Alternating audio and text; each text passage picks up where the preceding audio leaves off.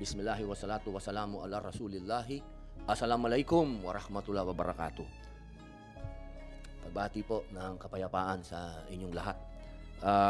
Sa tagapangulo po ng Senate Committee on Public Order and Dangerous Drugs, Senador Ronald Bato de la Rosa, sa mga iginagalang po nating kasamahan na narito ngayon, sa mga panauhin po, magandang umaga po sa inyong lahat, lalo na po sa ating mga namumuno sa PNP, sir, at sa lahat po ng inyong mga kasama, sa lahat po ng nasa gobyerno, sa lahat po sa Polcom, sa lahat po ng nasa Kingdom. Isang magandang umaga po. Ako po ay nagpapasalamat din sa miyembro ng media, sa lahat po ng naririto. Bagamat maulan po ngayong umaga, isang mainit na pagbati po sa inyong lahat. Tayo po ay magkakapiling ngayong araw na ito sa bisa po ng Resolusyon 1051 na inihain ng inyong lingkod tungkol po sa ulat ng mga naging paglabag ng ating pong mahal na kapulisan sa operasyon na isinagawa noong ika-10 ng Hunyo sa premises po ng Kingdom of Jesus Christ sa Davao City. Ito po ay lugar ng mga taong sumasamba. Alam naman po natin na ang operasyon ay para ihatid ang warrant of arrest mula po sa Davao Regional Trial Court, Branch 12 at Pasig Regional Trial Court, Branch 159, laban po kay Pastor Apollo Kibuloy at 5 pang individual. Subalit, nais po nating bigyang linaw at sa huli, mabigyan ng karampatang aksyon, Sir, human rights, at solusyon ang mga sinasabing excessive force, allegedly, na hindi naman sana kinakailangan sa parte ng atin pong mahal na kapulisan. Nakarating po sa atin na may mga nasaktan na mga misyonaryo, mga taong Diyos po, sa nangyaring tensyon sa loob ng compound. Hindi po natin makalimutan na nasa pulisiya po ng ating mahal na PNP ang pag-comply sa international human rights standards and practices sa pagsasagawa po ng mga police operations. Sa puntong ito, ay didinggin po natin ang bawat panig na kapiling natin ngayong araw na ito. Sa parte naman po ni Senador Bato, na amin pong idolo, ay sisikapin po namin ang pagsigurong paglinaw sa mayroong, alam niyo po, ang nakakalungkot. Ako din po kasi ang chairman ng komite ng mass media and public information. Sobra na po ang paglaganap ng fake news sa ating bansa. Ang nakakalungkot po, ang pinakikinggan pa ng ating mga kababayan minsan ay yung mga vlogger na hindi po natin alam kung saan nanggaling na lupalop ng Pilipinas ang kanilang mga dunong, ang kanilang mga kagalingan, kumakabanat sa mga taong gobyerno, hindi na po natin maintindihan at gumagawa pa ng mga peke, ginagamit ang mga AI. Alam niyo po, ito pong araw na ito, gusto ko pong malinaw sa dalawang panig na hindi po kami nakaupo dito ni Senator Ronald Bato de la Rosa bilang mga kaalyado ng dating Pangulong Rodrigo Roa Duterte, o kami po ay number 1 na sumusuporta kay Vice President Inday Sara Duterte. Nandito po kami bilang mga senador, independente. Pag-uusapan po natin ang mga karapatan ng ating mga kababayan na nasa konstitusyon. Kami po ay mga senador ng bayan upang siguraduhin po na ang konstitusyon ay walang pinipilit. Ibig pong sabihin, ang lahat ay may boses. Ang lahat, kailangan naririnig natin ang dalawang panig. Dahil yan po ang esensya ng ating demokrasya. Ang lahat ay may boses. Hindi po pwede na isa lang po ang naririnig natin, lalo na sa 4 na sulok ng Senado. Ang Senado po ay boses ng bayan. Ang mga nandito po ay hinalal ng taong bayan upang magbigay ng patas na pagkilala sa bawat karapatan ng bawat tao. Ganon din po ang pagkilala natin sa serbisyo naman po ng ating kapulisan. Hindi po natin nakakalimutan na ang kanilang kabayanihan at yan po ay sinasaluduhan natin. Ngunit sa katapus-tapusan po ng usapang ito, huwag po natin kalilimutan na meron tayong saligang batas na nagbibigay proteksyon sa lahat, maging sibilyan, maging militar, maging pulis. Basta Pilipino, iyaan po tayo sa harap ng saligang batas, sa harap ng Diyos at sa harap ng batas ng tao, tayo po ay pantay-pantay. Yun lamang po, maraming salamat po ang akin pong ginoong Pangulo. Maraming salamat po. Maraming salamat, Senator Robin Hood Padilla. Uh, as we begin this investigation in aid of legislation, may I request Comsec Asierto to administer the oath of all resource persons present for today's hearing. Thank you, sir. May we request the guests to please stand up and raise their right hands? Do you swear to tell the truth, the whole truth, and nothing but the truth in this public hearing and investigation? Thank you very much. Please take your seats. Thank you, Comsec. For orderly conduct of today's hearing, we shall structure the discussion as follows. Number one, presentation of the PNP. Of course, it is going to be preceded by the opening statement of the Chief of the Philippine National Police, because he asked me earlier to allow him to leave after his opening statement because of some pressing matters doon sa Region 3. Number two, presentation of the KOJC. Number three, NBI. Number four, DOJ. Number five, Commission on Human Rights. Number six, Davao City LGU. Meron bang Davao City LGU? Andito? Wala. And other resource person. So from here, I would like to give the floor to the PNP, to the Chief of the PNP for his opening statement.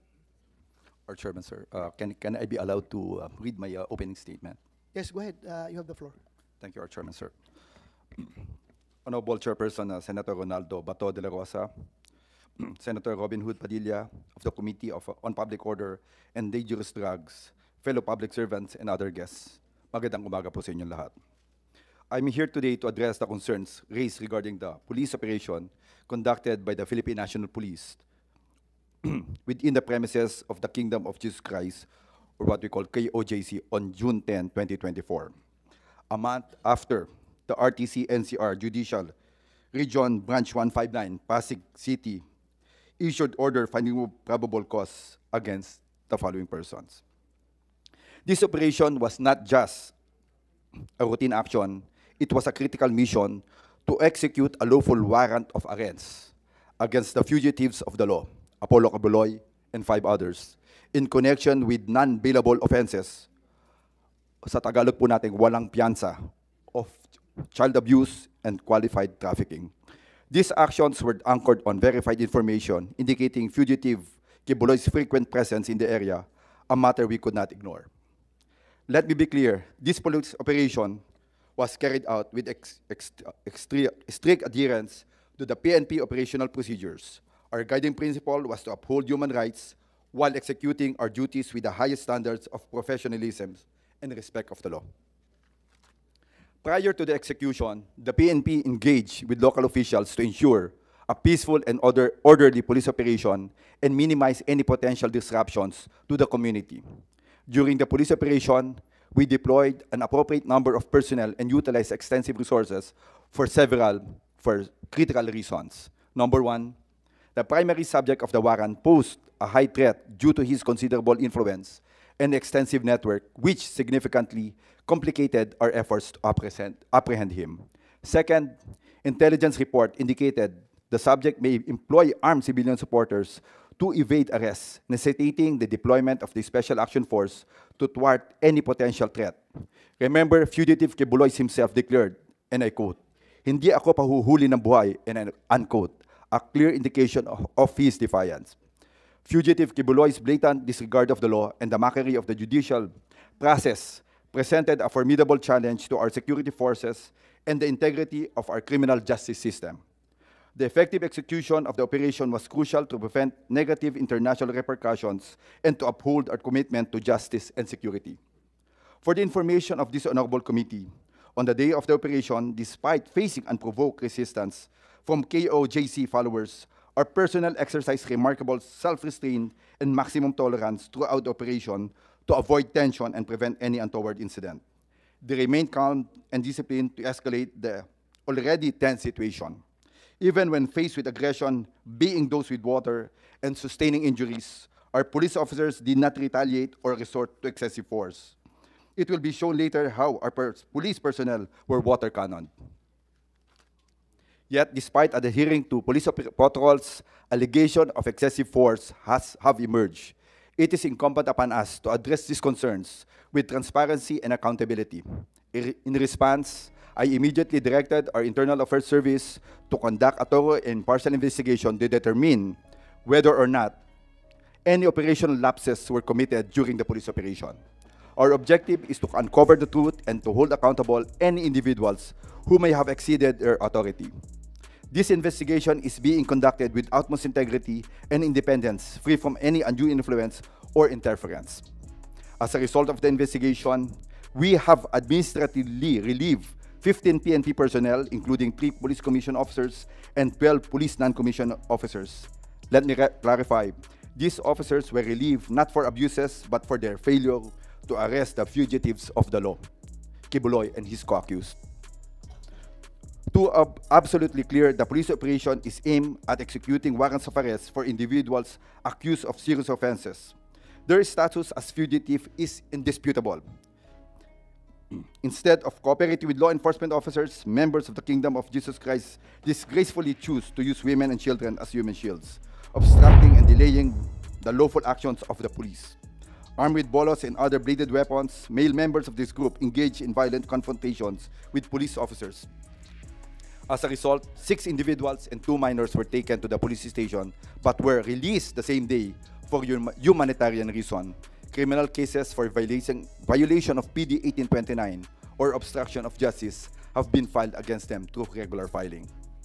In the interest of transparency and accountability, the PNP is open to any investigation if only to ferret out the truth.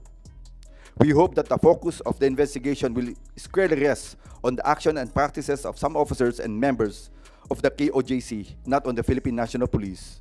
The allegations against fugitive Kibuloy and his associates are serious and cannot be ignored. The PNP is simply fulfilling its duty to uphold the law and protect the community. The PNP will relentlessly pursue its mission within the bounds of law. We are committed to learning from this incident to prevent its reoccurrence and further strengthen our operational strategies and procedures. In closing, the Philippine National Police remains steadfast in its commitment to uphold the rule of law and to protect the rights of all individuals. Our presence here today is a testament to our highest respect for the Senate and its vital oversight function. Rest assured, we will fully cooperate with this investigation in aid of legislation.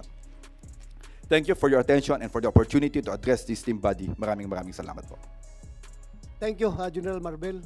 Before the opening statement of Senator Bongo, I would like to yield the floor to Senator Robin Hood Padilla. I think you have some questions to the Chief PNP. Yes, before sir. he leaves. Opo, mahal na tagapangulo. Pwede po bang... With the indulgence of Senator Bongo, are you okay? Mamaya yung opening statement mo.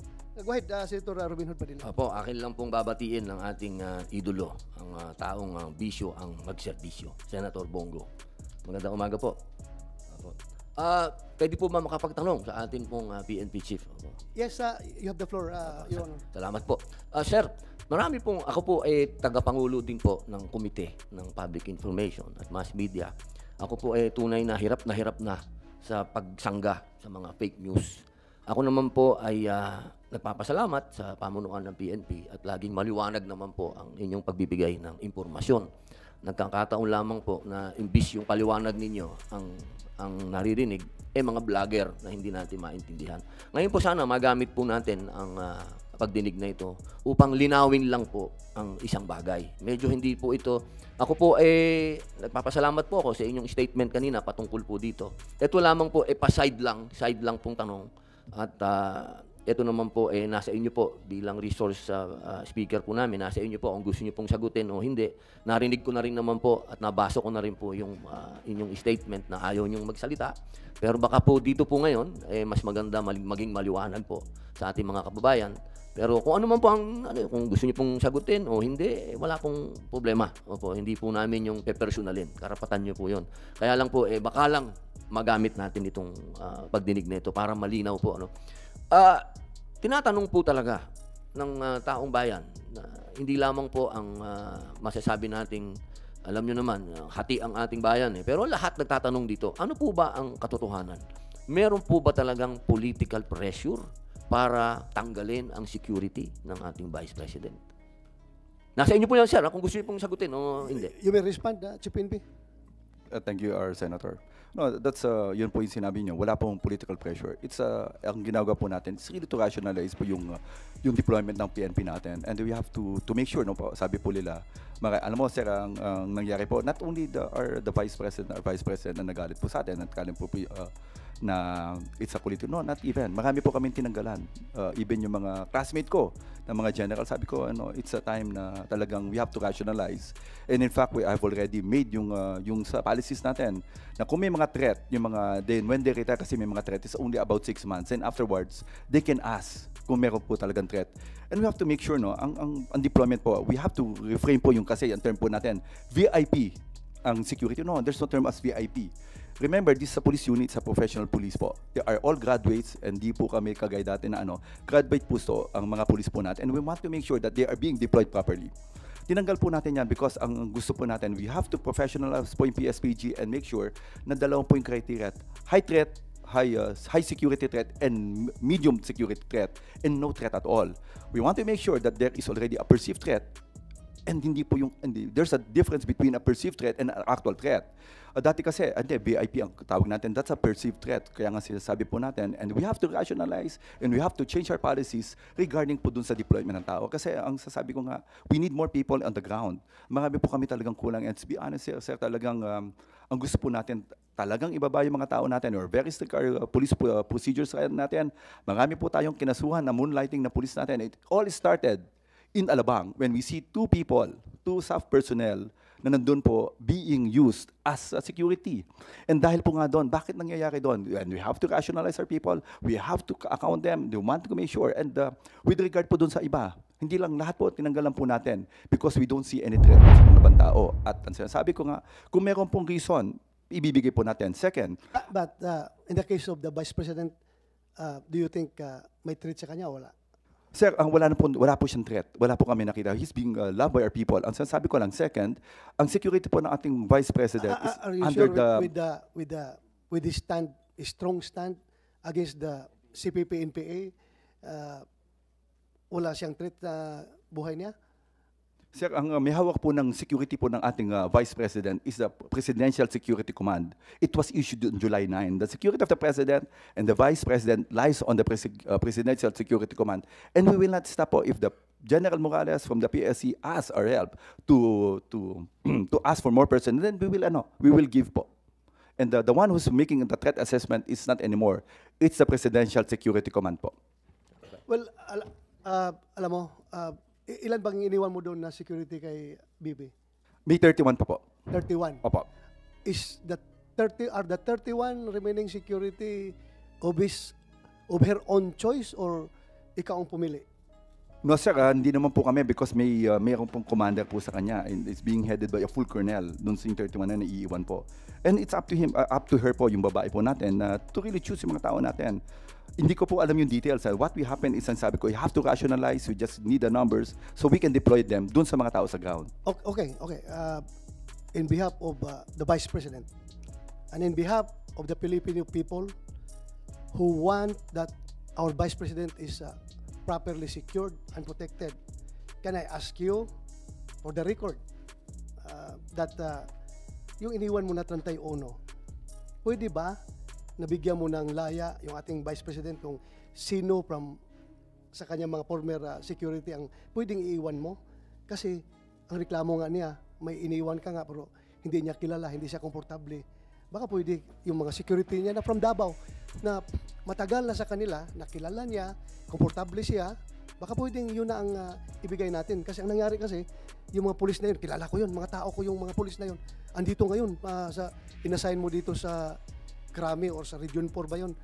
If you are for localization para effective ang ating kapulisan sa kanilang trabaho, baka pwedeng yung taga Davao na lang ilagay mo doon. I'm just appealing to you. I am not questioning your wisdom.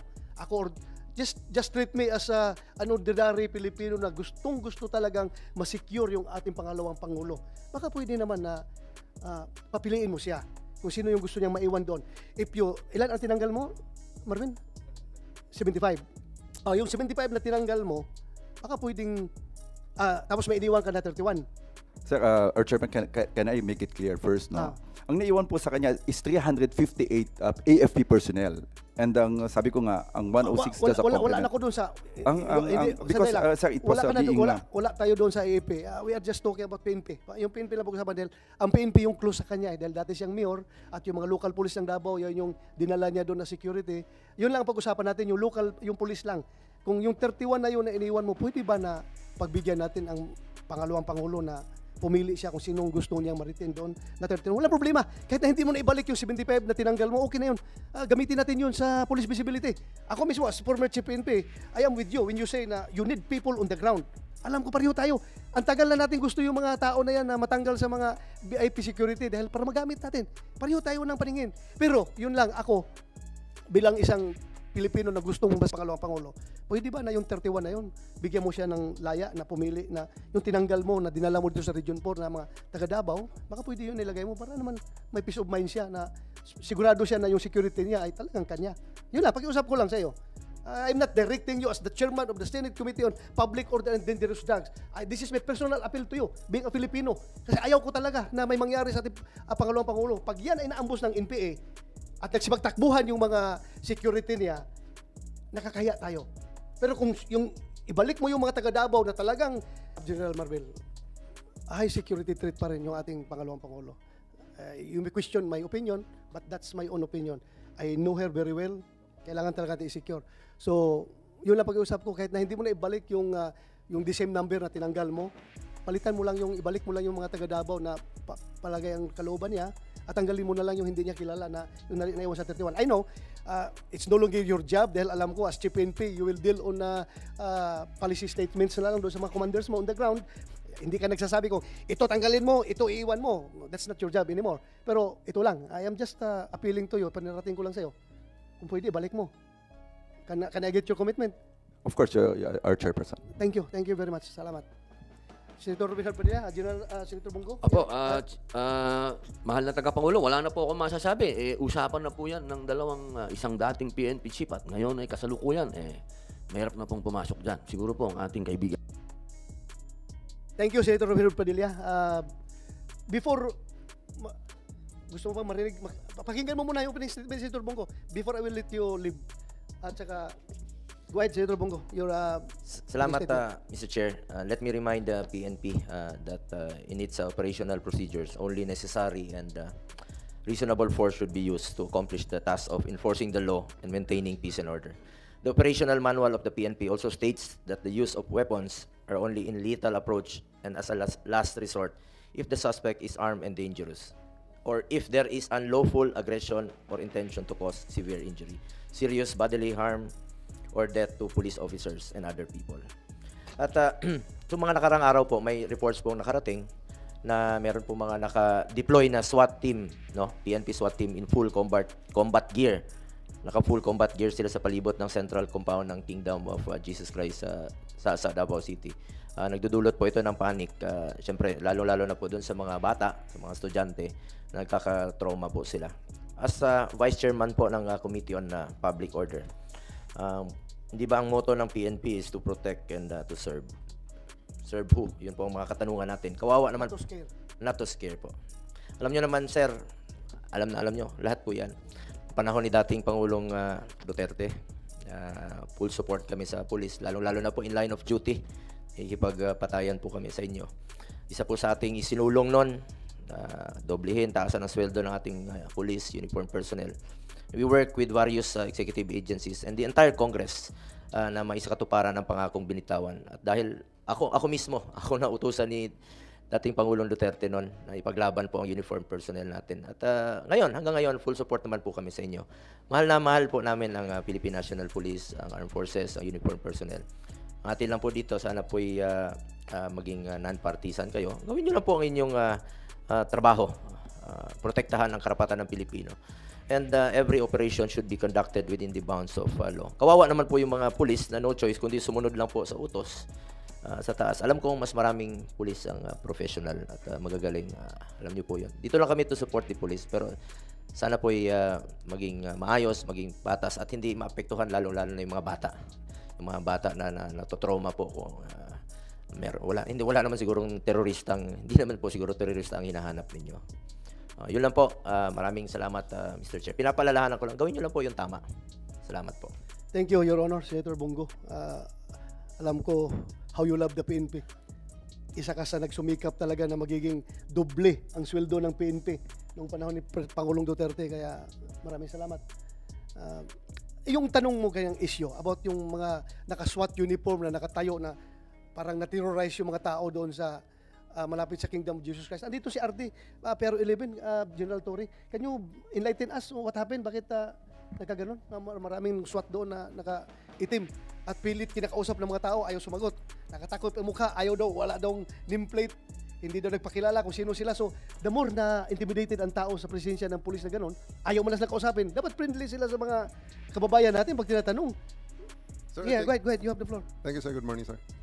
I take responsibility for the deployment of those personnel, sir. Actually, sir, hindi yan eksaktong kaharap, sir. Ang mga SWAT na yan, sir, tsaka sa gabi lang, sir, na ginagawa yan. Because, kung titinangan natin, sir, there is a wanted person in the premises of the compound. Nakita natin noong June 10, in-attempt nating i-serve ang warrant at hindi nga, sir, napasok talaga, sir, dahil talagang napakalaki ng resistance. And we're just very conscientious na bawasan lang ang possibility na makatakas, sir. So, with the force that we saw last June 10, hindi sir malayo na talagang puwersa rin ang pwedeng gamitin dahil may resources nga naman talaga. In the past few weeks, sir, in these past few days, last week, napakaraming lumabas na mga trucks, na container vans, buses, na hindi na natin check, sir, dahil sa kakulangan nating puwersa. So, Ay, alam mo, Nick, General Torre, we are not questioning your mandate. Yes, sir. Mandato nyo yan. Yes, sir. Kahit na masama sa kalooban ng mga kababayan natin na hulihin si Pastor Kibuloy, but meron siyang existing warrant of arrest. Yes, sir. And that is your job as law enforcement officer. Gawin talaga nyo yan. Yes. Diba? Ang akin lang, yung matakot yung mga taga Davao, ano ito? Minarselo na ang Davao. Alam mo na yung tawag yan, yung sabi ni Senator Robin Hood Padilla, nagbablager-blageran na kahit anong sinasabi na nilusob na ang Davao ng mga SWAT na nakaitim na walang pangalan, nakatakip ang mukha, ayaw magpakilala, tinatanong ng media kung sino sila, anong ginagawa, ayaw kausapin yung mga tao. Parang na-terrorize ang tao. Alam mo, nung nakita ko Nick, nakita ko yung uniform nila, tiningnan ko talaga sa media yung sa cellphone yung kanilang patches, yung unit. Nung nakita ko na RMF B11, gusto ko sabihin sa mga tao na no cause for panic, mga tao natin yan. Mga local police natin yan kasi sinasabi nila, RMF ba talaga yun? Or Yes, mga sir. galing sa ibang lugar ng police? RMFB, sir, galing sa RMF B11. rescue, sir. Kaya nga sabi ko, sana mga kababayan ko sa Davao, huwag kayong magpanik dahil mga tao natin, mga pulis natin yan. Baka mamaya team leader dyan, yung anak ko pa, na si Lieutenant Rack de la Rosa na opisyal lang RMFB. Kaya huwag kayong matakot, pero it is incumbent on your part na dapat bigyan ninyo ng advice yung mga pulis natin na kahit na nag-perform sila na kailang mandato, maintain to be friendly sa mga tao natin. Tinatanong sila ng media, ayaw magsagot. Sir, kung lang ito amin, yung police visibility lang ito. Wala pa kami karapatan duty namin ito na mag-provide ng police visibility. Trabaho namin ito. Pwede naman lang sabihin ganun para huwag matakot ang mga tao, pero hindi nagsasalita. Walang mga nameplate, ang mga mukha naka-cover. Kaya ang tao na-intimidate. So dapat you should be there to to normalize the situation. Huwag natin takutin yung tao. Yes. Ha? Sir. Pasipay ka. Can I qualify some of the things, Yeah, sir? go ahead. Sir, when we say media, sir, sana, sir, kung mainstream. Pero sa ngayon kasi, sir, focus lang talaga, sir, naman. Sa Island naman talaga, sir, ang gumagawa ng focus dun, sir, sa ganong situation. So we don't want to fight with the media in general, sir, Pero kitang-kita naman natin, sir, na ang may focus lang, sir, at may interest lang talaga na hinahanapan ng detail order, hinahanapan ng mission order, hinahanapan pa nga ng lisensya, sir, ang mga baril namin, sir. So, SMNI lang naman, sir, na personnel at yung mga taga-KOJC. And I think, sir, it is already out of bounds sa part nila because it is already, sir, in a public road. At hindi lang naman sila, sir, ang tina-checkpoint doon. Kitang-kita naman, sir, lahat, sir, may checkpoint tayong lahat ng checkpoint natin, sir, walang pinipili. Yun lang naman, sir. Mr. Chair, Yeah, thank you. Mr. Chair, Sino yun? sorry po if may I say something po? Okay, go ahead. Pasensya na po, Yes, Mr. Chair, yes, kahit go hindi pa po na-recognize. Yeah. Kasi But meron kayong opening statement yes di po. ba? Okay. Sino magre-read? Okay, paalis na si para baka Para makarinig pa po PNP, si masagot niya. General Marbil po sa Yes, go ahead. Sana statement po makinig namin. muna si General Yes. Marbil, sir. Ha? Sana makinig Oo. muna. Sir, wag mo na Hindi, ganito. umalis, sir. Ganito, Wag mo na siya umalis. ganito. Kung pwede lang. Nagpaalam siya sa akin dahil may mga tao siya, may disgrasya, mayroong misencounter doon sa kwan, kailangan niya puntahan. Kaya, whatever matatakil natin dito, ipalo up mo sa kwan, ha? Para masagot mo. Then, ikaw ang acting DO, you supply the answers. Ito lahat, yung isasabihin nila. Pero itong particular na issue na ito, huwag ka muna malis. Go ahead, sino ito magsalita? Sir, okay na po ba? Ma'am Eleanor Cardona, you have the floor. Ma'am. Yes, kung Yes. okay na po, ano ko yung opening Ganito ha. statement. The committee rules. You cannot ask your question directly to General Marbil. You course it through me. And Yes, ako sir. magtatanong sa kanya. Okay? Yeah, go ahead. Yes, sir. Go Thank you ahead. so much. Mr. Chair, I will be first reading the statement of our KOJC administrator, who's also invited but he cannot come. The property sino? administrator of KOJC, who is former President Rodrigo Roa Duterte. Go ahead. Thank you. Thank you po. This is a statement of former President Rodrigo Duterte dated June 13, 2024, and I read, to members of the Kingdom of Jesus Christ and to all citizens who uphold the rule of law, June 10, 2024 will go down as a day of infamy. Heavily armed battalions of the Philippine National Police, Special Action Force, and the Criminal Investigation and Detection Group raided various church compounds in Barangay Buhangin and Tamayong, Davao City, Glory Mountain and Cusans Baptismal Resort, Samal Island, and the Kitbog Compound, Malungon, Sarangani Province, ostensibly in a coordinated effort to serve warrants of arrest on Pastor Apollo Kibuloy. Except for the over-publicized arrest warrants, the raiders did not present any search warrant in all of the church properties raided by the law enforcement agencies. This is a clear violation of the law. It has an overkill in any language. This act cannot go unpunished. While I am saddened to do this, given my personal and in the past official support for the police and the armed forces of the Philippines, my duties as administrator of church properties demand that I take legal and appropriate action. In line with this, I have ordered not only the preparation of affidavits of all members aggrieved and traumatized by the said unfortunate incident, but also an inventory of church properties destroyed as a consequence. It is incumbent not only upon the church but also upon officers of the law to take appropriate action, considering that the said trespass was beamed by social media all over the world and thus sent the wrong signal that this country has become a police state with no respect for the law and religious institutions. While the damage has been done, the opportunity is there to rectify the errors brought about by the trampling of basic rights in the conduct of the alleged raid by granting the reliefs and legal remedies provided by law. It is unfortunate that the obsession of this administration to demonize Pastor Kibuloy even before he could be convicted by a court of law is a clear maneuver to divert attention from the deepening crisis spawned by corruption, incompetence, and abuse of authority. Again, it is with heavy heart that I am constrained to take action against all those responsible for the coordinated but illegal raid. Notwithstanding my personal convictions, the law must be upheld. Let this be a warning and a lesson for all those who follow and implement illegal and unlawful orders, that there are grave consequences for blind obedience. Rodrigo Roa Duterte. Thank you, sir. At this time, sir, pwede Thank you, po, ma'am. Yes. I have the permission Continue. once again Yeah.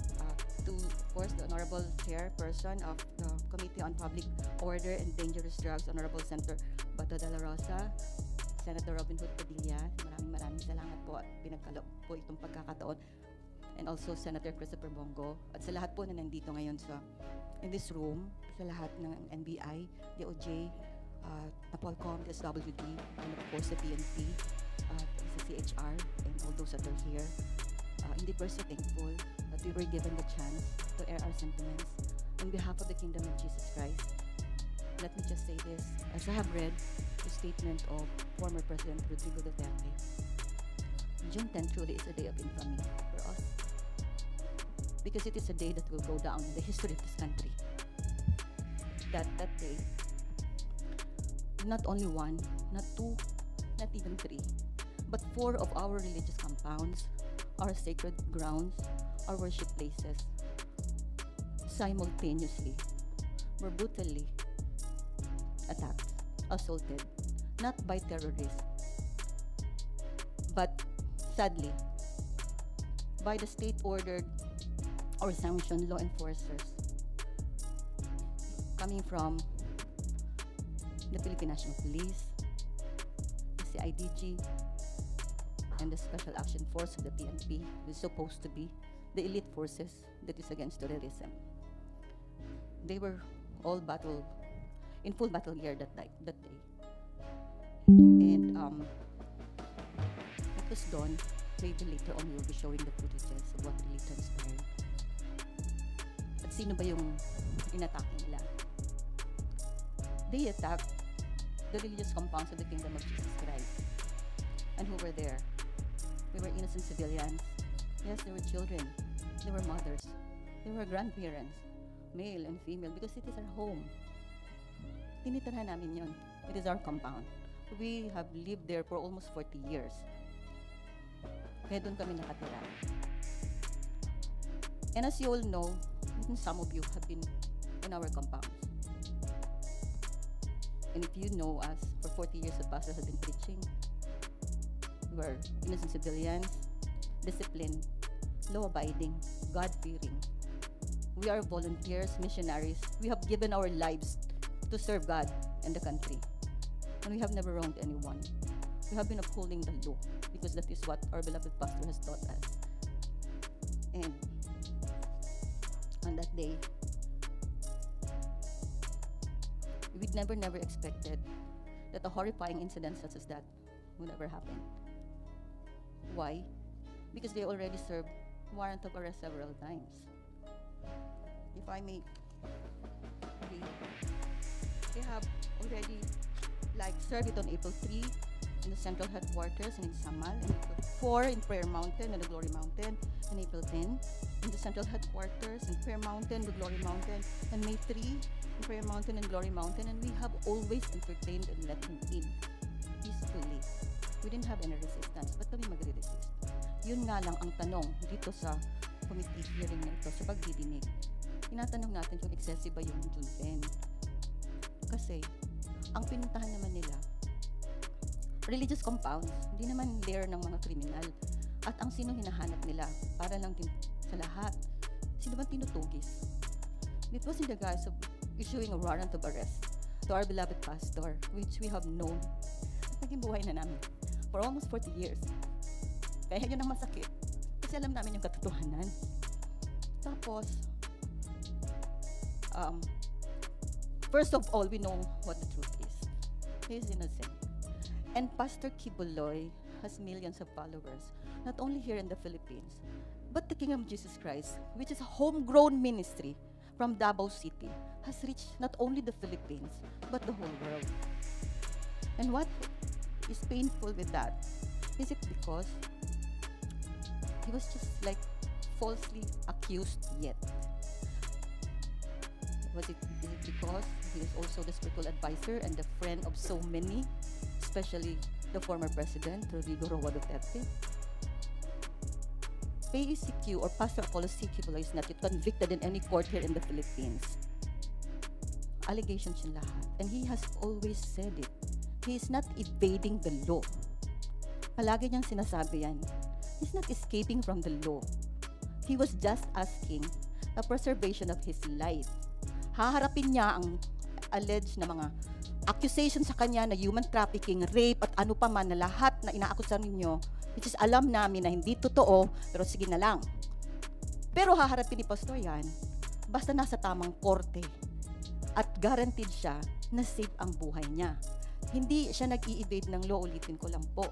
He's not evading the law because he has always taught us to abide by the law.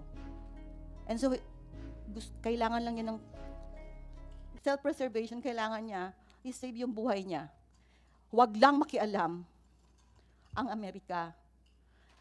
Kasi, yung information nga nakakarating sa amin, hindi sila mag-extradition, but extraordinary rendition. Sinabi niya ni Pastor, huwag lang makialam ang Amerika. I-secure nyo lang yung seguridad ni Pastor. Haharapin niya lahat ng accusations niya sa korte. So, ganito ang nangyari. Ilang beses sila nag-search, nagbigay ng warrant of arrest para sa inosenteng tao at hindi pa convicted. Hindi siya fugitive kasi hindi siya nag-escape sa law. Sorry. Huwag yung tatawagang fugitive yung hindi nag-escape sa law. At pastor siya. Pastor namin siya. Buong buhay namin binigay na namin kay pastor kasi alam namin yung sinusunod namin. And that June 10, I was there. We were there. And never have we felt so brutalized and terrorized on that day. Hindi kami sanay kasi we have lived peacefully. Lahat ng turo ni pastor, pagmamahal, pagsusunod sa batas. Tapos, to our horror, we were about to pray. I was looking at my watch, it's 3:50. The silence of that morning was broken by the siren because that is our only way to inform everyone that we were already under attack. You say we are armed and dangerous. You have your body cams with you. The camera will not lie. The CCTV will not lie. We were there because we were about to pray for our devotional dawning prayer. And that is when, all of a sudden, I just heard all the female workers running around. We have to protect our compound. We have to protect our property. It is our home. That is our inheritance given to us by the Almighty Father. And we worked on that by the blood, sweat, and tears of all the kingdom citizens. Yun lang ang pamamahay namin. Yun lang ang lugar namin, kaya pinoproteksyon namin. Binigay yun sa amin ng ating Panginoon Diyos. Pinangunahan ng aming mahal na pastor. Why we are protecting that? Because yun ang iniwan ni pastor sa amin. And we vowed to protect it, no matter what. So yun yung nangyari. So tanong natin, excessive ba? Yung lulusob ka sa banal na dako na kung walang ginagawa kundi manalangin, magpuri sa Ama, magsisimba, at wala ibang tinuturo kundi pagmamahal sa kapwa, pagsusunod sa batas, at pagmamahal sa Diyos. Excessive ba yung, for the first time in my life, I saw all those PNP personnel who were ready geared for war with all their ammunitions, yung mga baril nila napakalaki. I did not know what to do, but the children, the women, the mga workers kasama namin sa gate. Later on, Carlo will also relate what happened that day. It only not resulted in a pain so deep that even until now, the pain is there. Hindi man namin sadyain. Ang trauma is matagal mag-heal. It's not only pain, trauma, but it also resulted and caused the death of 2 of our members from the Belaan tribes in Kitgog. You also May namatay? Opo, dalawa. Bakit? Ano nangyari? Because of the trade, na trauma sila, sir, kasi mga Belaan, for the longest time, napaka-peaceful na po nung sa Sarangani province. E nung madaling araw, sinugod yung bahay nila, mga bahay nila, at pinilit silang palabasin. Yung una, pinagsisipa yung mga door. Madaling araw, sir, halos mga pawid lang yung bahay nila. Tapos, yung yung matanda, may sakit na siya. Kaya medyo nasa labas na lang siya ng bahay. Pinilit talaga siyang palabasin. Labas kayo. Matanda na, sir, kasi may sakit nga. Pinalabas. Bedridden siya. Pinalabas talaga. Pinilit nila lahat, pati yung matatanda. Pinilit nilang palabasin sa bahay. Sir, hindi po yun sa compound. Nasa community po yun. Mga Belaan yun. Ancestral domain yon, malapit yung tinutulungan ni Pastor yon. Right there and then during that activity, namatay? The next day. Ipalabas kasi siya ng madaling araw. Yung dalawa. Isa muna, ganito sir. Yung tatay, ng bedridden na may sakit, pinilit palabasin, nagpamakaawa. Ginising nila ng mga baril na lalaki talaga ng mga arms nila. Pinilit nila lumabas. Yung iba, sabi nila, ang ginaw, madaling araw na sa bundok. Pinilit nila. Yung the day after that, hindi na siya kumain. Ayaw na niya. Tapos palagi niya, ang iniisip niya, baka kunin nila si Pastor. Kasi member na po sila. Naunawaan po nila yung mensahe ni Pastor. Yun yung takot. Baka makuha nila si Pastor. Walang warrant of arrest. Picture lang ang pinakita. 8 picture. Kilala niyo ba to? Ganun po nangyari doon sa Kitbog. Tapos, yung asawa niya, the following din, matay yung father. That day din, yung asawa ni William, tinitimpla pa niya ng kape yung mga sundalo. Nanginginig na siya. After a few days, na-stroke. Hindi na si Brother William nakapaglibing sa father niya kasi na-stroke yung asawa niya. Tinulungan namin din nila sa hospital. Dilin naglaon. Sir, namatay din. So, 2 yung namatay dun sa pamilya na yun. Tinulungan namin hanggang ngayon. Just yung may bata doon. Kasi, naano siya, siguro hindi lang talaga kaya i-process ng utak niya. Parang natuliro. Naloko pag may makikita siyang drone, binabato niya. Pag may makikita silang naka-uniform, natatakot sila. Kahit wala, sir, nasira yung bait. Hindi talaga, hanggang ngayon, pinapagamot namin. Hanggang ngayon, namin. Tapos yung sa Glory Mountain naman, may mga footages naman, sir. yung sinabi nila na nakipaglaban dahil may bolos, natural kasi bundok yun. Glory Mountain yun. After ng prayer, nagpa-farm sila, nag-garden sila. So dala-dala nila yung pang-farm. Bigla na, ang sinabi nila, ibababa kasi papamedico legal, yung 6 with minors pa. Pero pagdating doon sa Kalinan Police Station, nagtaka na lang yung guardian, pinasuot na sila ng orange. Kinunan sila ng mugshot. Sir, mga innocent yun kasi mga ano din yun, nasa tribo din yun. Tinutulungan lang ni Pastor doon sa bundok. Ganun po. Hindi man lang binasahan ng Miranda rights or what. Ganun lang. Ilan yun? Ilan? 6 po. 6. Opo. Marami pa. 6 lang lahat. Kinasuhan. Opo. Pinasuot ng orange. Nasaan sila ngayon? Nasaan sila ngayon? Nandun pa rin po sa Glory Mountain, pero nandito po yung witness. Kasama po namin. Nakapag nag-post sila ng bail? Paano sila So, ni-release? Ordinary filing lang po yun. Tapos nirelease din lang po sila, sir, nung hapon. Okay. Anong kaso nila, attorney? Anong kinaso? Obstruction of justice daw. Obstruction of justice ang final nila. Ng Kasi? PNP. Kasi Talaga nag-obstruct sila na hindi makapasok ang pulis? Ganun ginawa nila? allegedly po, yun ang allegation ng Philippine National Police. Actually, 8 po yung dinala. And then, nung na-realize nila na minors pala yung 2, pinakawalan. And then later, pagdating dun sa police station, pinaila na sila ng kaso po. Sila pala lahat, yung 8 pinaila ng kaso ultimately. Oo. At least regular filing, hindi in-inquest. In fairness, regular Fairness, filing. Regular filing. Thank you. Please continue, ma'am. Okay, so more or less that's what happened last June 10. And hindi lang kasi kung excessive yung pinag-uusapan, hindi lang naman kasi galing sa Region 10 yung lumusob. 10, 11, 12, 13. So, I think yun nga sinabi na pinagplanuhan, pinag-isipan. At yung nangyari doon ng June 10. Kaya hinihiling lang po namin sa mga honorable natin na mga malaki po yung respeto namin sa mga police in men in uniform.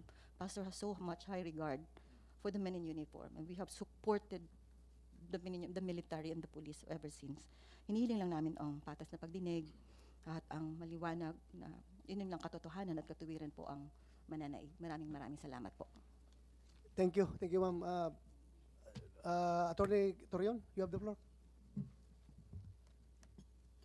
Assalamualaikum warahmatullahi wabarakatuh.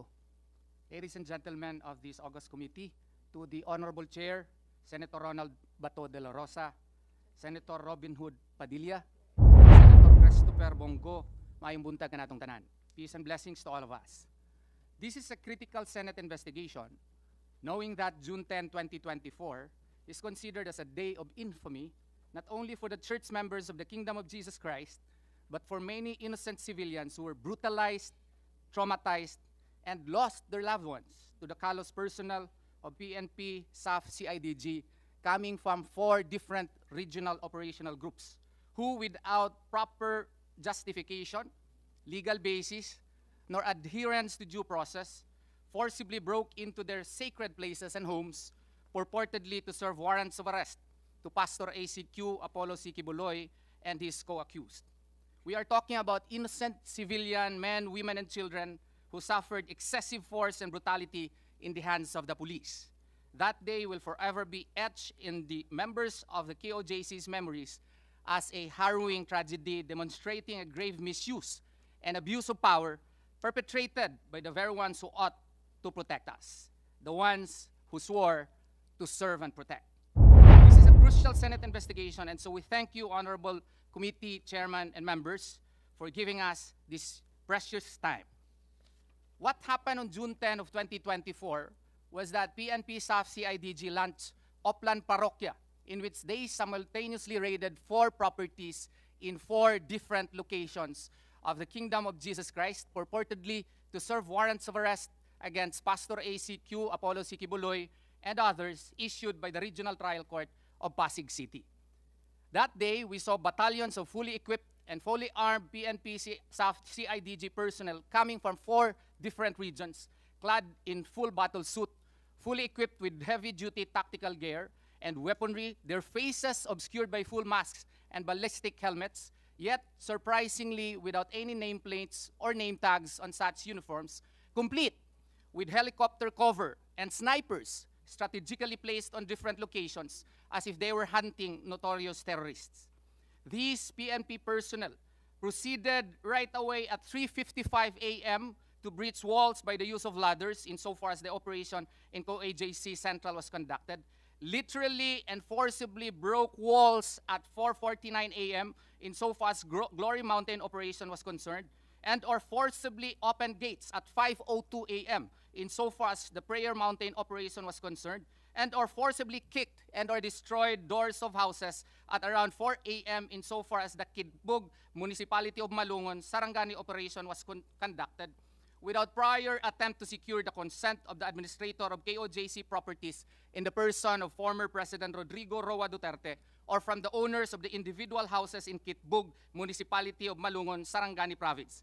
In Kitbug especially, since this was not so fully shown on TV, fully masked and fully armed police officers with no nameplates just straight away kicked open the doors of the houses of the Bilaans in the area and then ordered them to go out of their houses so the police can conduct unbridled searches inside. As a consequence, many Bilaans were traumatized. 2 died, the proximate cause or immediate cause being the illegal raid conducted on June 10 of 2024. What is our position? The position of KOJC unequivocally condemns the use of excessive force by the PNP during the said operation. The actions taken by the police on that day were disproportionate and unwarranted, resulting in undue harm and distress to KOJC community as a whole and to each of KOJC members, most especially to those who died, injured, illegally detained, and harassed on that fateful day. Such conduct undermines public trust in law enforcement and violates the fundamental principles of human rights.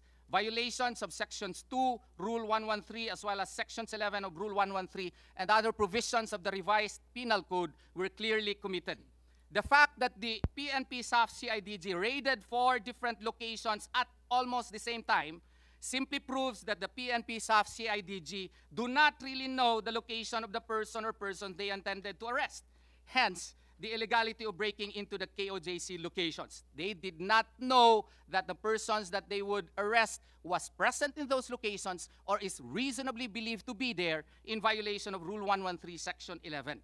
This showed that the police officers were on a fishing expedition without justification under the rules of court or the 1987 Constitution. Moreover, the raid along with the attack was an overkill owing to the sheer number of police officers who were utilized in the alleged implementation.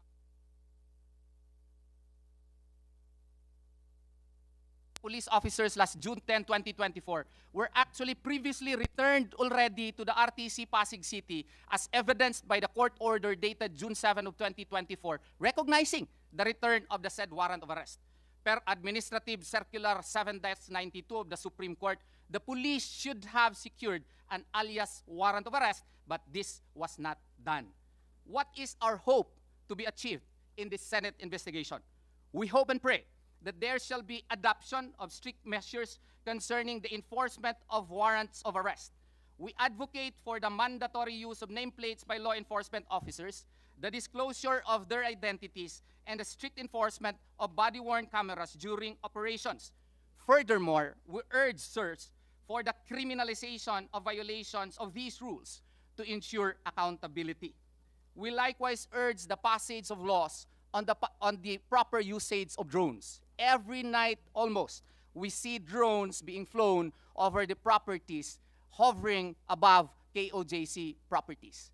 Given the increasing deployment of drones in law enforcement, it is imperative to establish clear regulations governing their use to protect the privacy and safety of our citizens. There are so-called no-fly zones which must be observed and implemented in our jurisdiction by reasons of security, safety, privacy, or regulatory reasons. A no-fly zone is a designated area where the operation of unmanned aerial vehicles or drones is prohibited, such as airports and large public gatherings. I am the Dean of JMC Law School. Sometimes we are bothered by these drones during nighttime when we conduct our classes. The KOJC Central Compound is beside the Davao City International Airport, a single fact which makes it supposedly a prohibited area for drones, but this is not done by the PNP in our area. We likewise pray, Your Honors, that there must be court orders for the installation of listening devices.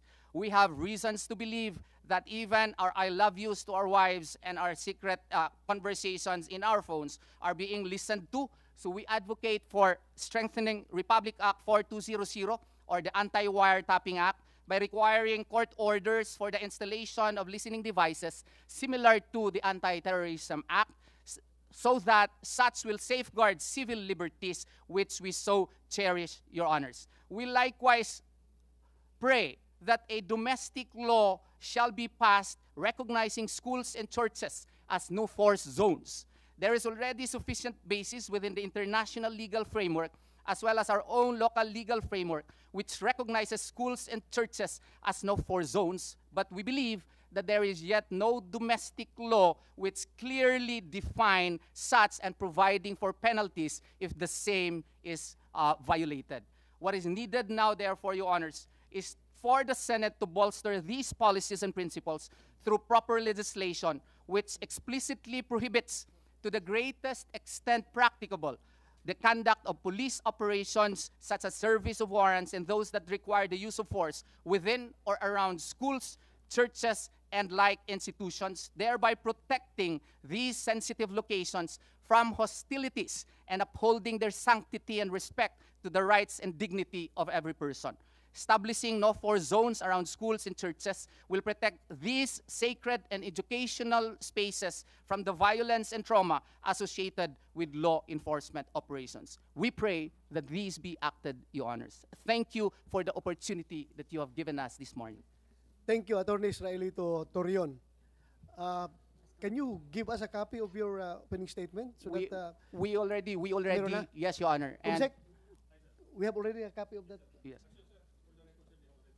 Okay. Thank you. Yes, including Thank you. copies of all affidavits, Your Honor. And we are ready with a video to be played so that the people will really know the extent of the violations committed by the PNP in this case, Your Honor. Yeah, but before you play that, I just would like to, short reaction lang sa sinabi mo. If you are worried that your phone is being tapped or monitored, I am also worried with my cell phone. I know. I've been a police officer, and I know that my phone is being tapped right now. I am very sure of that.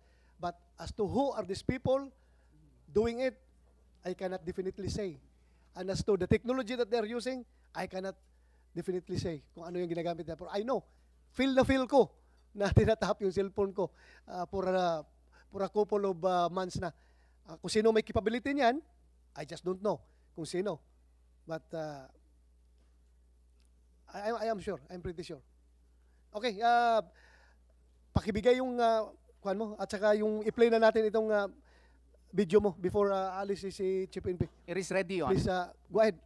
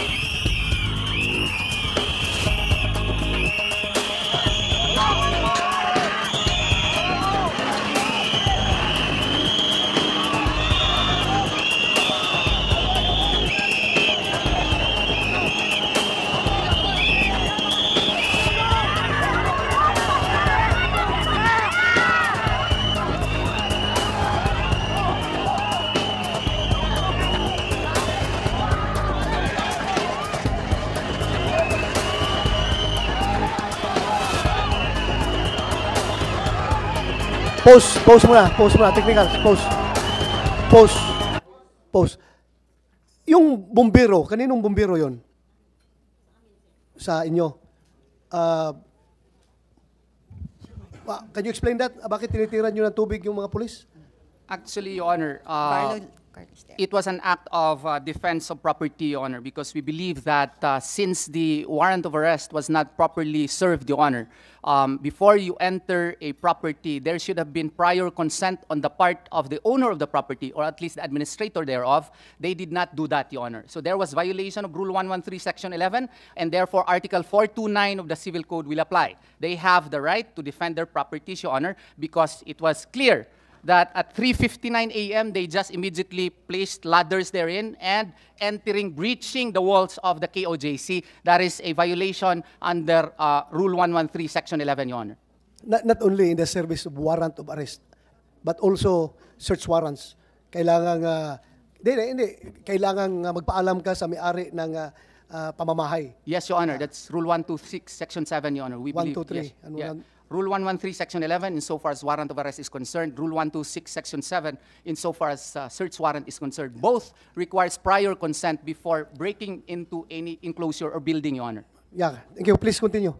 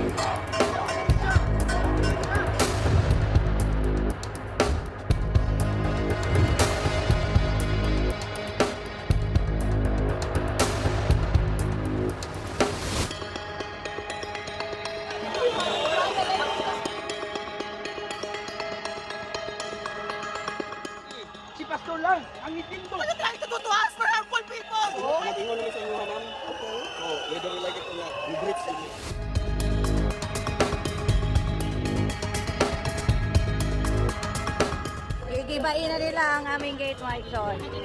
Sa pilitan ito. Ayan po yung mga truck nila. Ayan.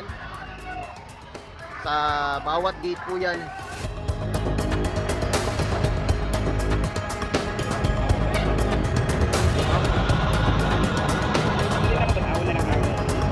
Kita-kita lemang sa kitay. Wala-wala silbi. So kalma lang mo. Inulan ako ang mga pulis magkuwat lang.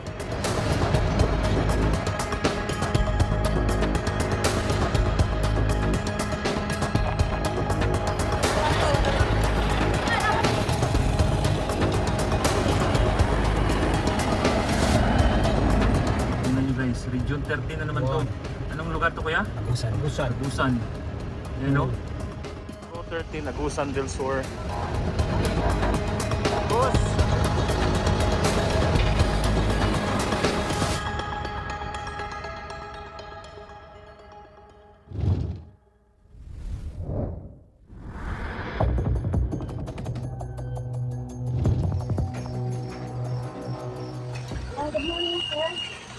Pwedeng post mo na sandali. Post. Technical, post mo na. 1 minute suspension. Ang dami naman ang mga lawyers, di ba? Para na ako na. Naman may legal team. Pag mo nakakaliwala. Naman po may pananipot sa mga kagaling ko. Kasi paano naman ako? Hindi mo makawala. Ano lang, gamay lang po oras. Gamay lang po. Pag mag-antay, bukas po yan. Ano na lang sila?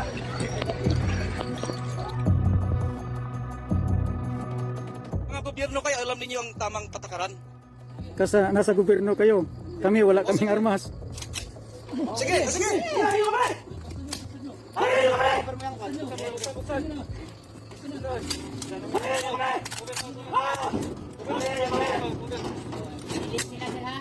Hindi pa ninantay yung abogado namin, sir. Yan yung ginawa nila.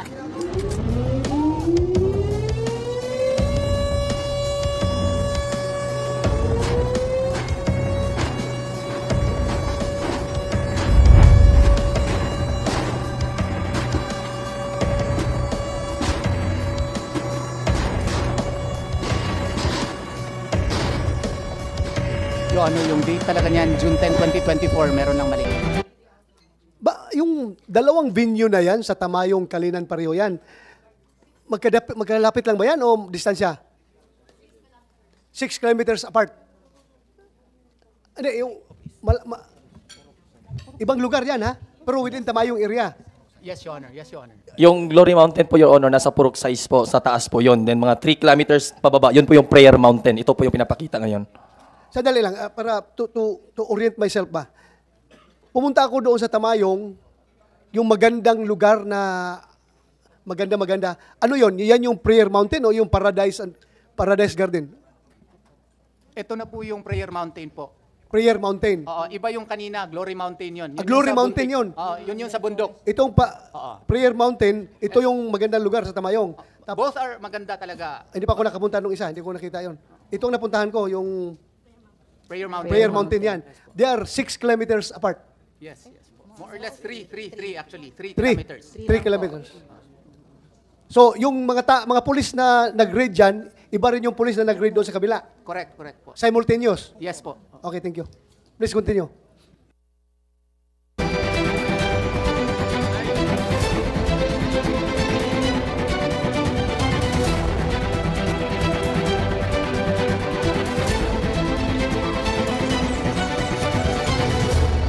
Ingat po kayo.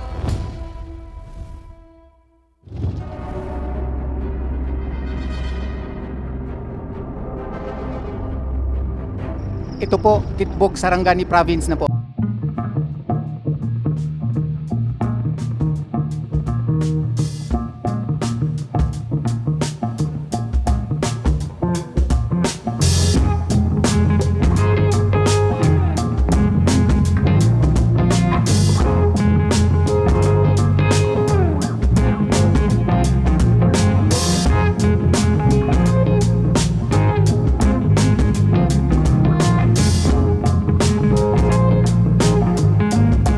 Itiun sa imong anak nga naman.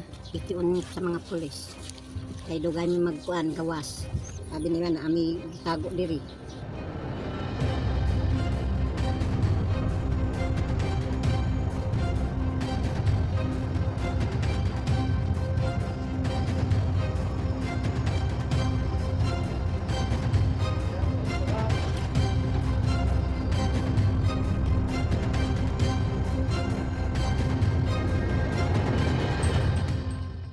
Inani kadaghan nilang sakyanan po.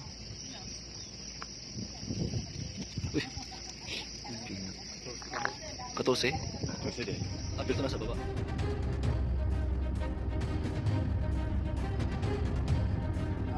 Giabrihan nila ni sir kay ang ilahang hinala underground daw ni.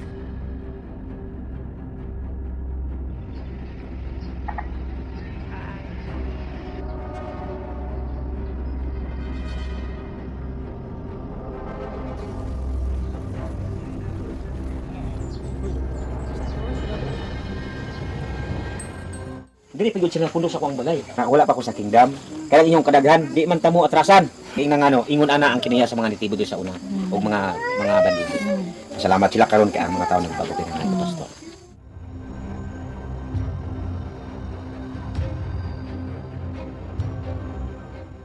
Hadlok noon ko, nagkurong-kurong noon akong mga kuan. Nagputo-puto, nagsakit ko lang diri dapit.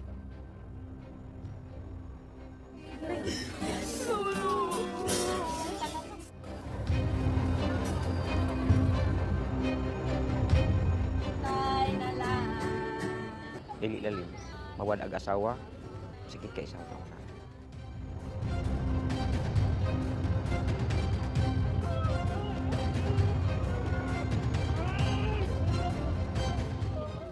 Hindi na ako gusto nga maulit pa sa amon komunidad nga anak nga may tabo. Hustisya lang akong gipangayo. Ayaw na sila magadto diri kay wala misala sila.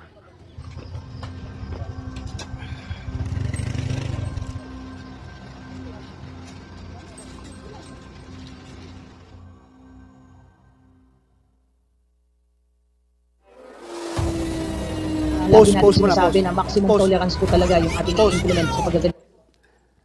General Marvel, sinong ground commander doon sa mga Blaan? Sinong ground commander doon? Yung officer leading that operation?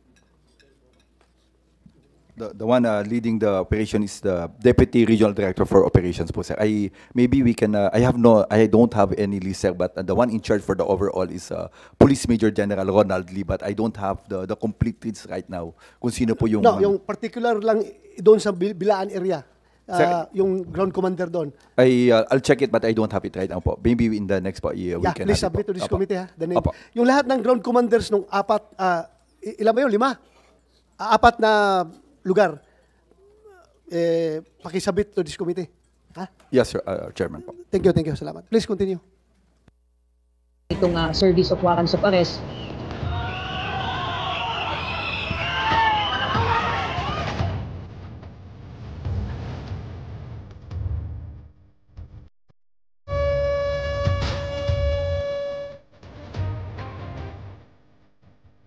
Ay, pinag-isipan, pinag-aralan, talagang pinagtandaan. Ang importante, wala nasaktan. Yung pang-pansin na po, bali ako po yung lumanasaan, di ba?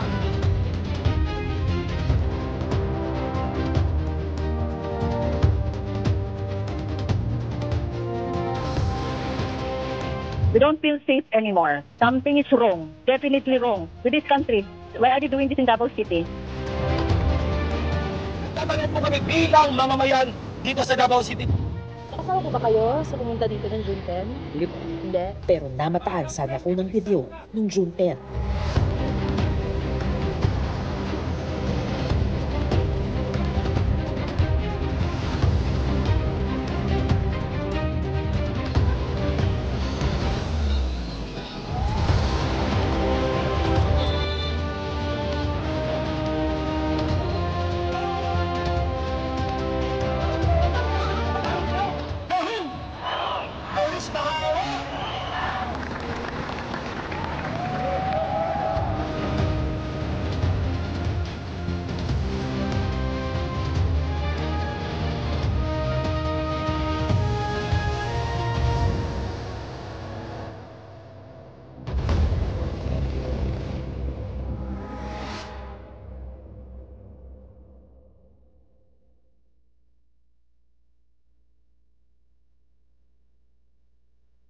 Is that all? Na video? Yes, yung last portion po, kaninang umaga po yun. Iba na naman yun po.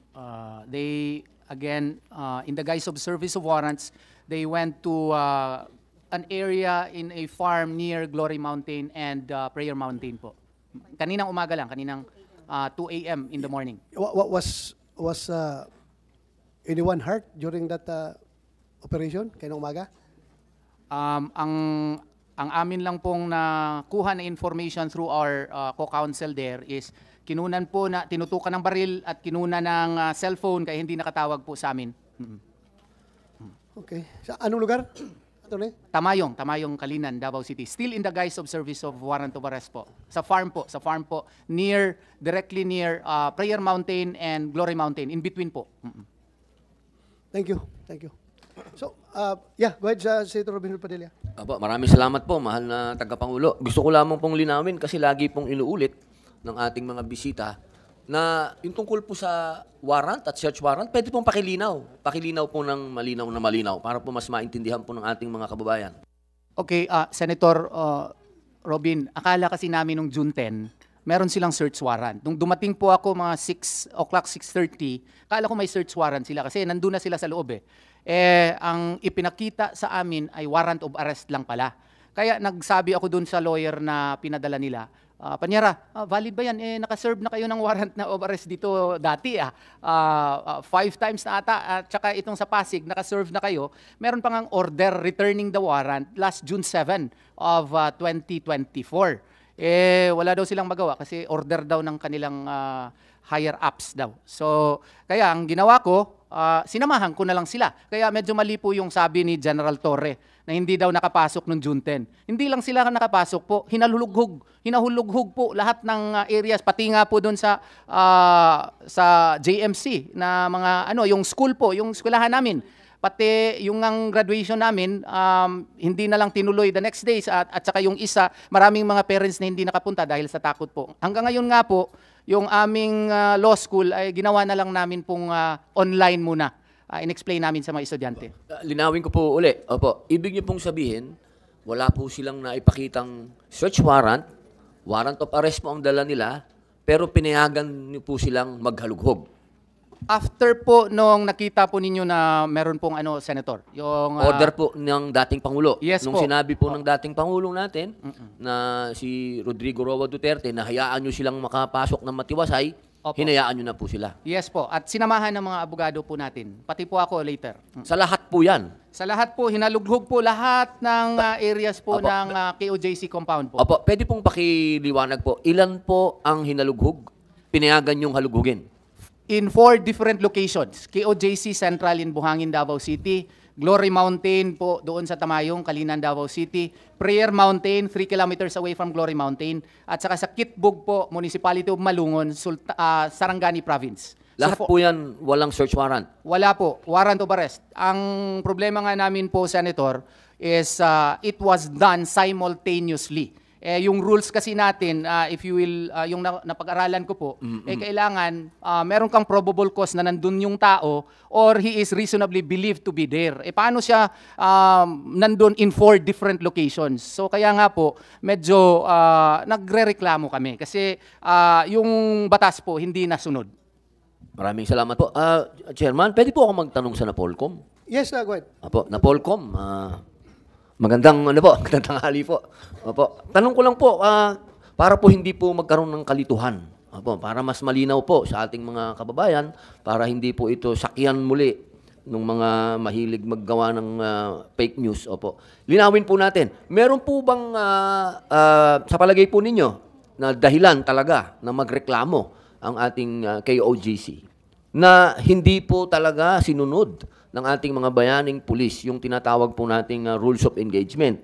Sa palagay po nyo, ito po ay nalabag kasi ang sinasabi po ng KOJC, wala naman po silang dalang search warrant kundi warrant of arrest.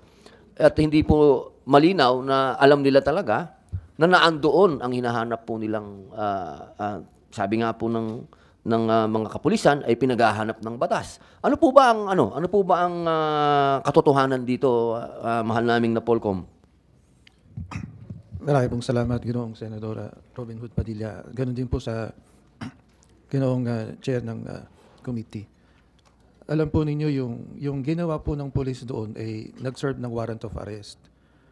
Yung warrant of arrest po, magagamit pong hanapin yung taong tinutukoy doon sa warrant of arrest. Sa nakita po namin, hindi lang po isang tao kasi po yung tinutukoy ng warrant of arrest. May mga kasama siya. Kaya pwede pong hanapin yun kung saan man yung ilan mga taong kinaukulan yung nakasaad doon sa warrant of arrest. Ngayon, kung saklaw po ng warrant of arrest yung lugar na kung saan pwedeng ma-serve, pwede pong hanapin yung tao. Hindi po naman hinahanap yung gamit. Ang hinahanap po yung tao. Kaya sa katunayan nga po, nasasaad din sa rules of court, doon po sa service of warrant, pwede po talagang pumasok kung hindi sila papapasukin sa tinalakay po natin yan nung pinag-usapan yung hearing doon sa pagsiserve ng warrant, doon sa Panday, Bulacan. Dito rin po sa hearing ng Senado, sinabi namin kung merong warrant of arrest, enough na yun na makapasok yung pulis sa loob. Subalit, kailangan lang na may protocol. Sa nakita po ng Napolcom doon sa video footages, lumalabas naman na naka-restrain yung mga pulis nga. Sila yung ni-water cannon, sila yung napagbuhatan ng kamay kasi nga kahit na ating dating Pangulo sinabi nga na pwede talagang makapasok kasi may warrant of arrest. Nangangahulugan po na yung mga kinaukulan din nagkakasundo na talagang pwedeng pumasok sa loob. Kaya lang po siguro napilitan pumasok kasi pinigilan sila. Alam po. With the permission of Senator Robin Hood Padilla. So, mabilis ang usapan.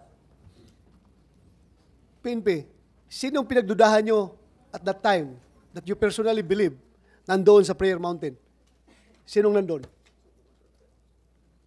Because Pastor Kibuloy, kung siya talagang, sabi nyo, hindi lang siya ang target ninyo. Kasi kung siya ang target ninyo, he cannot be omnipresent in all those locations that you are searching for him. So, ganito, 5 locations ang simultaneously ni-raid ninyo para ma-serve yung warrant of arrest. Sino ngayon ang hinahanap ninyo doon sa unang-una, yung sa Kingdom of Jesus Christ sa Davao City? Sinong hinahanap doon? Sir, Your Honor, our Chairman, wala po sa akin yung listahan ngayon, but I just want to clarify, 6 po kasing warrants of arrest. 6. Hindi lang po si fugitive Kibuloy ang hinahanap natin, but 5 others po na co-accused niya sa non-bailable offense. Kaya nga, I am asking the PNP, I am asking you, kung sinong hinahanap doon, sinong hinahanap dito, sa 1, sa 2, sa 3 na mga areas. Para klaro tayo na hindi kayo fishing expedition because as alleged by Attorney Torion, that is quite an obvious fishing expedition kung itong 5 hinahanap ninyo doon sa 5 lugar din. Dapat klaro ang impormasyon na si Pastor Kibuloy andito, si another suspect andito. Kasi kung it's very hard to explain, no? It's very hard to explain kung bakit simultaneous yung mga lugar na yon na pinasok ninyo kung ang hinahanap ninyo si Pastor Kibuloy lang. As you have said, 6 ang hinahanap ninyo. So I am tend to believe na yung 6 na yun distributed sa 5 location. Kasi they cannot be present in every location. Di ba? That's really true, our Chairman. No? Ang sinasabi ko nga doon sa warrants of arrest at pwede silang tumakbo anytime. Ang ano po na natin, they have the same address as inaano natin, but we have the intel reports that the people are hiding in these places po. And I don't have any reports na hindi wala sa akin yung intel report, but that's confidential reports. Nandito po yung mga 6 na to, dito po nagtatago sila, dito sa mga different locations po. So far, as we speak right now, out of the 6, ilan na accounted ninyo? Sir, isa lang po ang nahuli po natin. Isa pa lang? Nakakulong po siya sa amin. Hindi po pa siya kasi non-bailable offense po siya. Yung 5 kasama si Pastor Kibuloy at large pa rin? Opo, with a valid warrant of arrest. Valid po siya hanggang ngayon. And just want to make clear, valid po yung warrant of arrest po nila, our chairperson po. Okay, so isa lang ang accounted. All others, wala pa? Wala pa po. They refuse to surrender po. They refuse to surrender. Yeah, that's what we call them, fugitives of the law. Okay. Mr. Chair. Yes, go ahead. Carlo po. Katil, Yes, Brother Carlo Katil. Yes po. Thank you po, Mr. Chair. Resident Minister po ng Kingdom of Jesus Christ, Central Headquarters. Our resource persons here, the police officers, were not there during the June 10 po. So, I don't think so. They don't know what really happened. I was there po, personally po, June 10. Kung nakita mo po yung video, ako po yung unang sumampa, humarap po sa police. Mr. Chair, nananalangin po kami sa time po na yon. Dinistorbo po ng mga kapulisan na parang mga barumbado at parang susulong po ng gera, complete full battle gear po. Kaya po nagtakbuhan po kami doon sa gate. Sabi po ni General Marbil, Mr. Chair, we used women, children as human shield. Akala po namin, Mr. Chair, magaling po yung mga intelligence po ng ating kapulisan at pinag-aralan po nilang mabuti. Natural po, Mr. Chair, nananalangin po kami. Whole family nandun po lahat. Nung inakyat po nila, Mr. Chair, ang aming gate, ang aming pong response, kami pong lahat, kasabay mga bata, tumakbo na po kami doon to defend our place. Bakit? Nung una po akong sumampa po doon, Mr. Chair, hinanapan ko po sila, ano po ito, para saan po, may dokumento po ba kayo? Pwede nyo bang mahintay ang aming mga lawyers? Hindi po sila nakinig, Mr. Chair. Hindi po talaga sila kinig. They really push themselves na gusto silang pumasok. At kami po, mga inosente, sabi po nila, pwede po daw kaming armasan ni Pastor ng mga baril. May private army po daw kami. Yun ang intelligence report po nila. Kung nakita nyo po, wala po kaming kalaban-laban. Mga inosente po, missionary na mga bata, matanda, na until now po ay natutroma. Kayo po, Mr. Chair, mga opisyalis, may mga anak po kayo. May mga magulang po kayo. I do hope hindi po mangyari sa grabe pong trauma. Until now, yung mga bata po, makakita po ng mga police in uniform, men in uniform, sumisigaw po, nanginginig po. Hindi po namin alam ano po yung intervention na gagawin namin. Umiiyak po. Makakita lang ng police uniform like you, nataas po ang aming pagtingin po at respeto po nung una. Pero nung ginawa po nila ito, kasi simple lang po hingin namin hintahin po ang lawyer namin. And we have our Kingdom Property Administrator, na si Pangulong Rodrigo Duterte, ni isa sa kanila, hindi man lang po tumawag kay President Duterte. Kami pa po ang nag-initiate na tumawag, Mayor, President, ito po, ano pang gawin namin? Kasi nga siya pong administrator, magpaalam po. Yun pong alam namin na batas. Kasi for 4 times, pabalik-balik na po sila dyan, nagsuserve po ng mga search warrant, mga warrant na yan. Pinapatuloy po namin kasi ayaw po namin ng kaguluhan. Peace-loving people po kami, sir, ma'am. At eskwelahan po yun, simbahan din po yun. Wala po kami mga baril, wala po kami mga armas, hindi po kami mga violente, hindi po kami mga terorista, hindi rin po kami mga kriminal. Until now po, yung mga police po nila doon, nakakalat, tinadtad po ng checkpoint, harap po ng aming compound, sa gilid, kinasing na po nila kami. And when we approach them, magtatanong lang po kami, Sir, ano pong pangalan, pwede po bang makuha ang ID niyo? Kasi para masiguro lang namin kung police ba yan.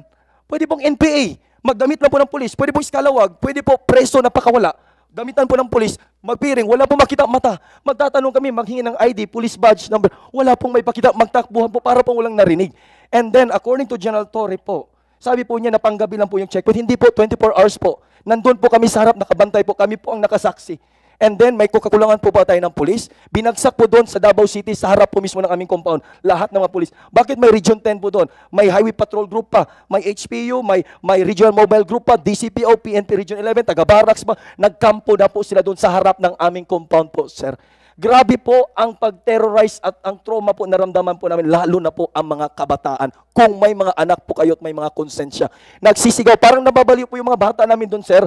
Ano pong gawin po namin doon, sir? May intervention po ba kayong in-offer? Akala po namin na pinag-aralan nyo, napag-aralan nyo ba through your intelligence na simbahan yun, community yun, marami mga pamilya-pamilya doon. Eskwelahan din po yun, sir. Marami po mga estudyante doon. Kaya hanggang ngayon nagbabantay po kami. In disguise po ng police visibility, in disguise po ng checkpoint po ninyo. Hindi po kami mga bobo, sir. Alam po namin kami po ang pakay nila. Tinatanungan, bakit kayo nakatakip ng mukha? What they did po, sir, tinotraumatize, tiniterrorize po nila kami doon na nakatira. For 40 years po, Mr. Chair, nakatira po kami dyan. Past administration po, wala pong ganitong nangyari sa amin. Okay. Wala po. Alam mo, I've been a Davao City Police my whole life bago ako naging Chief PNP, bago ako napunta ng Krami. At noon, kapag kami magkakandak ng checkpoint sa highway, alam niyo, ang mga tao magpapalakpakan. Tuwang-tuwa sila na may pulis dyan nagkakandak ng checkpoint. Marami maghatid ng tubig, maghatid ng pagkain, dahil mahal na mahal kami ng taong bayan ng Davao pag nakakandak ng checkpoint. Ngayon ko lang narinig na ang mga Davawinyo pala ay matititerrorize na pag nakakita ng pulis na nag-checkpoint. So, it saddened me to know. Masakit po sa puso namin, sir, actually, sir. Ganun na pala ang tingin ng... Yes po, sir. Mataas po ang respeto namin, sir. We really supported the police, the men in uniform po. Pero ngayon po, sir, sa ginagawa po nila, sir, para po kami mga terorista, para po kami mga criminal, sir. And we are just living there peacefully po. And then we are just asking simple questions. Karapatan po namin to get their names po. Yeah, karapatan po namin yan, sir. Sana ngayon, we are living in a different circumstance. Very different ang circumstances ngayon natin. Kaya ako yung nakiusap sa inyo at saka sa mga membro ng inyong simbahan. Please, do not totally detach yourself from the police. Huwag sana kayong totally mawalan ng respeto, mawalan ng ng trust sa kapulisan natin. Please, ako, nakiusap lang ako. Pareho tayong taga Davao eh. Pareho tayong taga Davao. Ako masakit sa kalooban ko na yung pulis pala sa Davao hindi na pagkatiwalaan. Well, you know, we build that trust between the police and the community for a very long time. Alam mo kasi natin yung policing doctrine na the police is the community. The community is the police. Mahal ng police ang kanyang komunidad. Mahal ng komunidad ang kanilang police. Ganyan po ang treatment namin sa Davao noon. Ngayon parang kalaban ng police ang community. Kalaban ng community ang police nila. Sana ma-fix natin ito. Nakikinig ngayon dito ang ating RD ng Region 11. Please, ibalik natin yung trust ng taong bayan sa ating kapulisan. There's only, ang ating hinahanap is only 6 na mga suspect. Pastor Kibuloy and 5 others. So sana, in your quest na mahuli itong 5, you do not alienate the whole Davao community from the PNP. Yun lang sana, paintindihan natin taong bayan. Ito lang ang may warrant, ito lang ang aming hinahanap. Masakit man sa kalooban ninyo, pero trabaho namin dito ng police na talagang i-implement ang warrant dahil we have to enforce the law without fear and favor. Fair or favor. Yun ang gawin namin. Pero as the way I heard it, the way I observed, na para bang Nick, na ang mga tao ay nagiging anti-police na sa Davao City. It's your job, it's your responsibility na sana, i-maintain mo yan. You reconnect with the community. Yun lang pag-iusap ko because nag-retire ako na police Davao talaga, iba ang feeling ko. Very proud ako sa aking community and my community was very proud of the police. 6 na tao lang itong nahanap natin. Hindi suspect itong buong Davao community. So huwag natin silang kalabanin. Huwag natin silang i-alienate from us. Balik natin. Sir, excuse me po. I will recognize General Marbil after you. Please go ahead. Hanggang dito lang tayo mga tol. Maraming salamat sa panonood at patuloy na suporta. God bless you sa inyo lahat at hanggang sa muli. Paalam.